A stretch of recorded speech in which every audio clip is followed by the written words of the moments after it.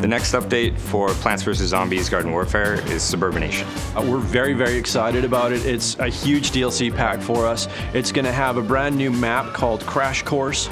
It's basically a desert-style suburbia on one side of the map and a golf course on the other side. But to make things interesting, the zombies decided to crash land their Zomboss blimp right in the middle of the map. It's got a nice bridge directly in the middle, which players have to cross, and we actually have the capture point underneath the bridge. And there's sniper points on either side of the bridge and valley that are great for range players to take down. The game mode, Suburbination, is our take on a classic domination-style game mode where the plants and zombies are fighting for control of 3 strategic locations in a map. So once you actually capture all 3 bases for your team, you put the other team in a sort of state of suburbination, as we call it. And that's basically, you have the other team in complete lockdown mode, and they have to try to get at least one objective back from you. Otherwise, your team is just going to sit back and just earn lots of coins.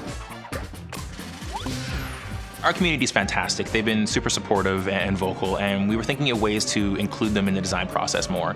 So we held a contest to vote on the new pea shooter design. We took in hundreds of submissions of concept art and cool characters that people had created. We narrowed that down to a smaller field, voted on those internally, and then presented the top picks onto Facebook for fans to vote. The character that was selected was called the Plasma Pea Shooter. He's sort of got a cosmic flavor to him. His weapon is very similar to the Future Cactus, where he can fire off a bunch of quick, plasma pea bursts, but he can hold and charge it for like the ultimate plasma blast.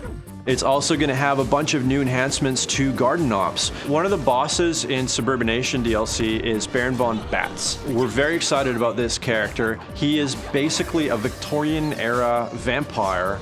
And he can sort of like dodge around and warp and disappear and come out of nowhere. He can also summon little zombie minions that fight for him. So you mix all of that together, and we think we've got this really crazy new boss that we think everybody's just gonna love playing against. In addition to that, literally somewhere in the world there is a treasure yeti, and he's got tons of treasure. And every time you shoot him, treasure's gonna come flying out of his sack. All the teammates are basically gonna be chasing this guy all the way around the map. Meanwhile, their garden is, being attacked by zombies. So they got to kind of balance out how greedy are you going to get chasing this guy versus how much do you want to play the team game and try to protect your garden.